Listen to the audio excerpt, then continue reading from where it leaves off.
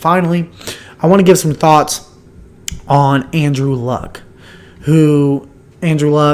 now former Indianapolis Colts quarterback, first-round draft pick back in 2012 for the Indianapolis Colts, four-time Pro Bowler, NFL Comeback Player of the Year in 2018, led the league in passing touchdowns in 2014. He announced that his retirement early at the age of 29 years old this week. And it set off a firestorm of a lot of talk and controversy on this subject, including from his own fan base who booed him as he was leaving the stadium.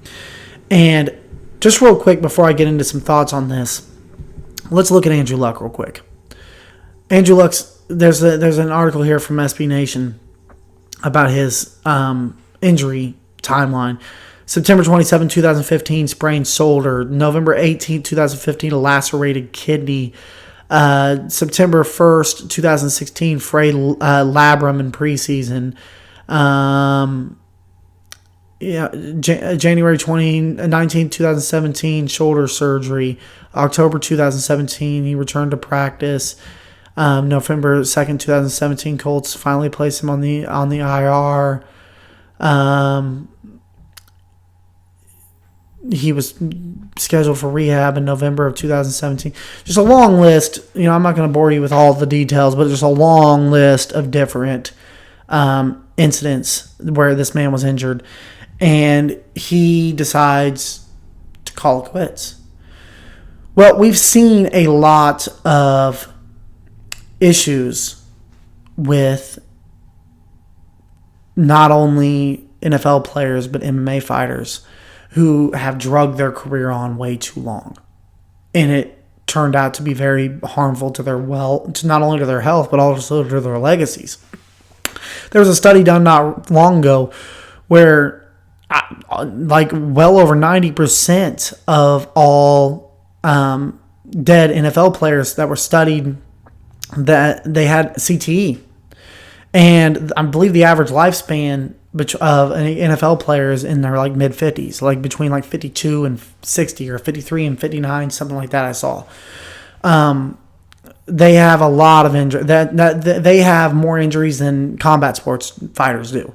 Typically, there's a lot of CTE, a lot of neurological issues, a lot of just random injuries on the totality of their body. And here you have a guy, and we've seen this in mixed martial arts several times, where people have just held on too long. Obviously, Chuck Liddell taking brutal knockout after brutal knockout after brutal knockout, and even truds himself in there at 48 years old this past year to fight Tito Ortiz for a third time. Completely unnecessary. I can't believe that a sanction even allowed that to happen, and gets knocked out basically with the first punch he gets hit by. We've seen Anderson Silva snap his leg in half and then get another leg injury later on, and looks like a shell of himself when he gets hit. We've seen guys like Fedor dropping with the first shot that they get hit. And obviously, BJ Penn is probably the most notable example of one of the best fighters the sport had seen, was one of the best fighters in the world, loses to Frankie Edgar, loses the rematch, comes back, gets a 20-second knockout to end the trilogy with Matt Hughes. Probably should have retired there, but kept fighting and now is on the longest losing streak in UFC history. And it just completely tarnished his legacy. And it's just it's just embarrassing and sad to even watch him walking into a cage. My thoughts on Andrew Luck when it comes to this is I applaud him. And I hope that he becomes an archetype, a model for future athletes to put their health first, to not be identified by what they do with their sport. That Chuck Liddell, you don't have to just be identified as the Iceman. BJ, you don't just have to be identified as the Prodigy. You can be more than just the Spider Anderson. And you can be more than just the Indianapolis Colts quarterback, Andrew Luck.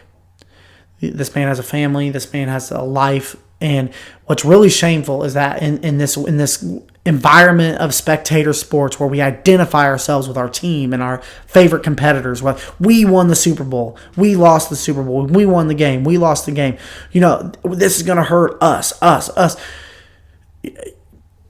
No, our identity is not wrapped up with our sport team. I love sports. I love spectator sports. I love to, to cheer for my favorites.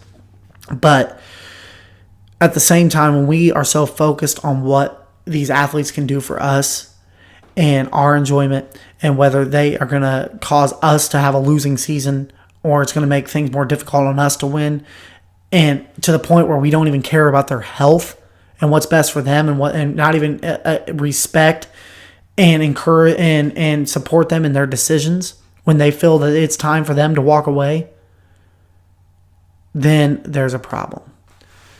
And, we become so wrapped up in that we forget that these people are humans with a life outside of the cage and outside of the lines. So with that, I applaud Andrew Luck, and I hope more follow in his footsteps.